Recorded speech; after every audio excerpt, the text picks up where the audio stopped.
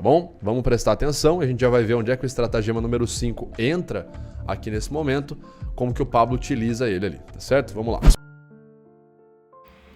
Olá pessoal, trouxe este vídeo do canal Metaforando para que vocês possam testemunhar a amplitude da influência do professor Olavo na cultura brasileira. As análises feitas pelo Vitor Santos são todas baseadas nos escritos de Schopenhauer sobre dialética erística, escrito este trazido ao Brasil por Olavo por meio do livro Como Vencer um Debate Sem Precisar Ter Razão, em 38 Estratagemas, de 1997.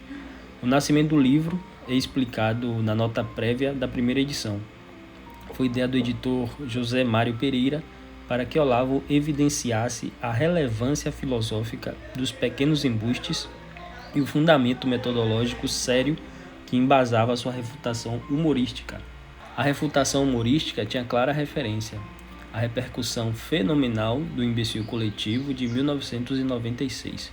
Portanto, este livro sobre erística explicaria a razão de ser do lado polemista do filósofo elogiado de Aristóteles em nova perspectiva. Na nota prévia da primeira edição, Olavo também esclarece ponto importante. O objetivo deste escrito não é induzir o leitor a discutir com os outros, mas a dialetizar consigo próprio na serenidade de uma investigação sincera, pelo menos até estar seguro de que suas opiniões não expressam apenas o desejo egolátrico de impor preferências, mas revelam algo da natureza das coisas e do estado dos fatos.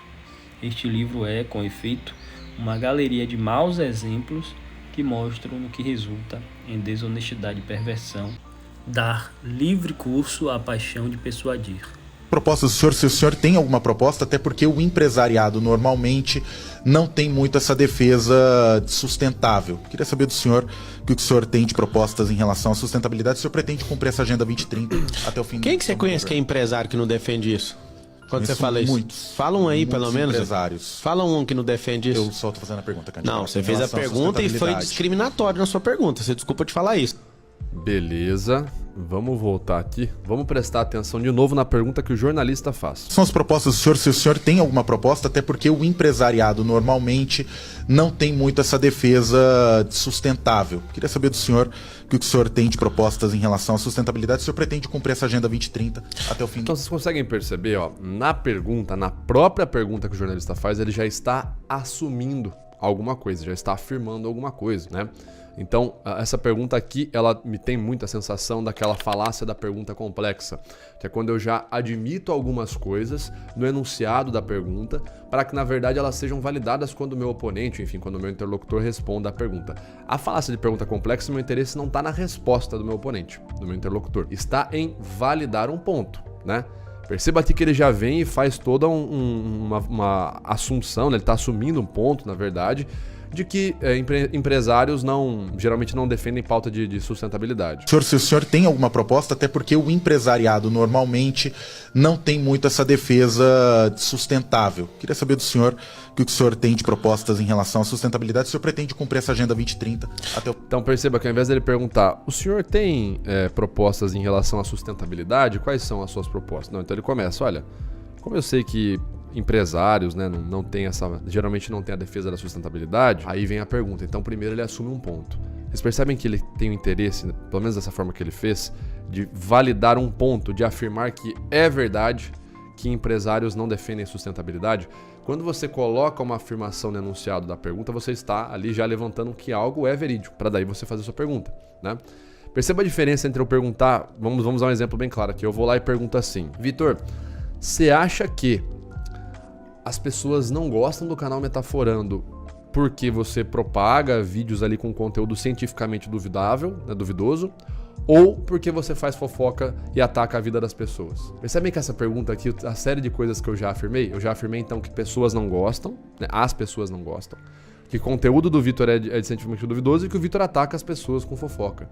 Tá vendo que não é uma pergunta, eu não quero saber de fato qual é a opinião do público sobre o canal Metaforando. Com essa pergunta que eu fiz nesse exemplo aqui agora, eu quero validar meus pontos. Eu quero validar pontos de que as pessoas não gostam, a maioria não gosta do canal Metaforando.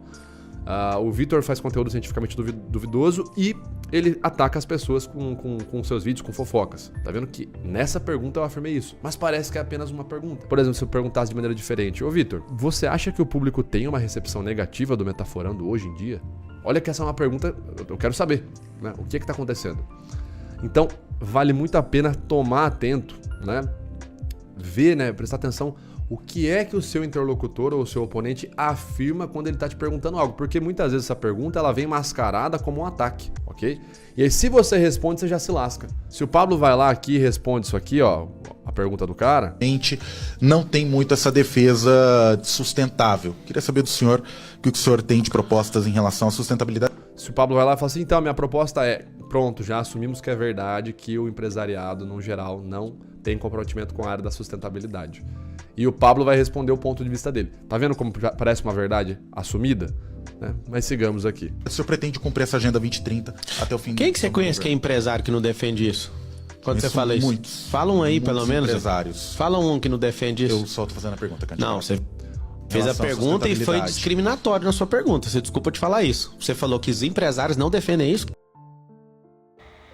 A recomendação no livro, na verdade, é que devemos adaptar-nos a ele, ou seja, ao nosso adversário, e usar o seu modo de pensar. Neste caso em específico, Pablo Marçal ele faz uma pergunta sobre aquela premissa lançada pelo entrevistador. Como ele ficou sem condições de responder, acabou que sua premissa se mostrou falsa imediatamente. Você foi discriminatório na sua pergunta. O Pablo, ao invés de partir para responder a pergunta, primeiro ele está desarmando o enunciado da pergunta. Vocês percebem? Isso aqui é extremamente necessário e válido vocês fazerem, tá? A pessoa vem com várias coisas carregadas na pergunta, você vai desarmando cada uma das afirmações que a pessoa fez para daí poder responder a pergunta, ok? Novamente, se você responde uma pergunta, uma falácia de pergunta complexa, você está assumindo que aquilo é verdade. Pablo aqui agiu, a estratégia, né? A estratégia retoricamente dizendo é muito funcional. Agiu bem, retoricamente dizendo. Você desculpa te falar isso. Você falou que os empresários não defendem isso. Quem é que defende isso? Alguns empresários. Não, fala um pelo menos. É que eu só tô fazendo a pergunta. Não, muito sacanagem, né? É que eu só tô fazendo uma pergunta, né? Pois é. E ele também tá te fazendo uma pergunta de volta, pô. Ele quer saber quais são os empresários. Então, essa estratégia do Pablo é muito boa. Você, no enunciado, tentar entender, mas aqui você afirmou tal coisa antes de fazer a tua pergunta. Da onde que vem essa afirmação sua? Qual é a sua base? Qual é a sua referência? Qual é a sua evidência disso aqui que você está perguntando? Né? E você percebe que aí o sujeito não consegue trazer uma evidência. Não, eu conheço um empresário muito famoso, né, o Flávio Augusto, ele é totalmente contra a sustentabilidade, já se colocou publicamente contra, etc, etc, etc. Você vê que cai por terra. Aí você percebe que não é, na verdade, uma afirmação, é um ponto de vista do jornalista, e ele quer validar esse ponto com a resposta do seu interlocutor naquele momento. Mas o Pablo já desarma esse ponto de vista. Empresários. Não, fala um pelo menos. É que eu só tô fazendo a pergunta. Não, você tá fazendo um ato discriminatório contra os empresários. E aqui a população tem que ouvir o seguinte: empresário é povo. Empresário é alguém que tem CPF e resolveu ter um CNPJ para gerar emprego e gerar renda. Isso é discriminatório com a classe empresarial do Brasil. Aqui na cidade de São Paulo tem 2 milhões e você não responde por eles. Você não é empreendedor. E se você tiver o nome de alguém, a gente trata o nome aqui específico. Eu não admito você falar isso do empresariado. Muito bom. Retoricamente muito bom. Então, onde que entra o estratagema número 5 aqui, né? Ele pega justamente a fala do sujeito na pergunta e joga ela de volta para ele, né? E aí, como o sujeito não consegue sustentar a própria fala, não consegue trazer uma evidência do que ele está falando, parece que o sujeito foi automaticamente refutado. Tá vendo? Essa Agenda 2030 até o fim. Quem que você conhece que é empresário que não defende isso? Ele pega a própria fala do sujeito e joga de volta para ele. Quando você fala isso? Muitos. Fala um aí, pelo menos. Empresários. Fala um que não defende isso. Eu só tô fazendo a pergunta, candidato. Não, você fez a pergunta e foi discriminatório na sua pergunta. Você desculpa te falar isso. Você falou que os empresários não defendem isso. Quem é que defende? Tá vendo? Ele traz a fala do cara e joga de volta. Defende isso. Alguns empresários. Não, fala um pelo menos. É que eu só tô fazendo a pergunta. Não, você tá fazendo um ato discriminatório. Quando você usa o estratagema número 5, a sensação que dá publicamente é que o cara foi desarmado pela própria... O seu oponente, né? Ele foi desarmado pela própria fala dele. O estratagema número 5 é literalmente isso. Use as falas ou as premissas do seu oponente contra ele. É o que o Pablo tá fazendo agora. Ele pega exatamente aquilo lá que o cara falou, né? Aquele termo, aqueles termos que estão ali no enunciado da pergunta, e joga de volta pro cara. O cara não consegue sustentar aqueles termos, o jornalista, automaticamente parece que ele foi refutado. Então aí um exemplo de aplicação muito bem feita do estratagema número 5, né? E o Pablo também já vai para a rotulação no final, fala, olha, não admito você falar isso da classe empresarial brasileira, já vai também rotulando negativamente o cara. Então aqui uma estratégia muito, muito forte, muito bem feita do Pablo Marçal. Esse é o estratagema número 32, rótulo odioso. Um modo rápido de eliminar, ou ao menos de tornar suspeita, uma afirmação do adversário é reduzi-la a uma categoria geralmente detestada. Além de gerar corte, é uma estratégia interessante. Você não deixar que a pessoa fique afirmando várias coisas na pergunta dela, para daí te perguntar. Não, você quer fazer uma pergunta, faz uma pergunta. Você quer afirmar, afirme, entendeu? Quanto os empresários. E aqui a população tem que ouvir o seguinte: empresário é povo. Empresário é alguém que tem CPF e resolveu ter um CNPJ para gerar emprego e gerar renda. Isso é discriminatório com a classe empresarial do Brasil. Aqui na cidade de São Paulo tem 2 milhões e você não responde por eles. Você não é empreendedor. E se você tiver o nome de alguém, a gente trata o nome aqui específico. Até o final ele vai trazendo a fala do jornalista e joga contra ele de novo. É o estratagema número 5. E você vê que o jornalista, obviamente, fica quieto. Acho que foi a melhor estratégia, inclusive, né? Ele deveria ter trago uma evidência ali, mas como ele não consegue trazer, ele simplesmente fica quieto. Você falar isso do empresariado de São Paulo. Nós não somos desse jeito. Me desculpa falar isso. Você só queria fazer uma pergunta, mas você foi injusto com a classe. Sem problemas. Então vamos... Você foi injusto, tá? O Pablo já usa ali o estratagema 32 também, que é rotulando, né? Você cometeu injustiça, fazendo ali referência ao gatilho emocional de injustiça. Ele inverteu a situação ali, né? Começa parecendo que o jornalista vai dar uma fechada no Pablo, né? E o Pablo termina fechando o jornalista e perceba que o próprio Pablo não responde a pergunta, pelo menos nesse corte. Ele não responde a pergunta. Então o Pablo também já escapa, né? Já consegue lidar ali com uma evasiva verbal, ao invés de ter que responder uma pergunta difícil, que seria ele falar sobre a sustentabilidade, né?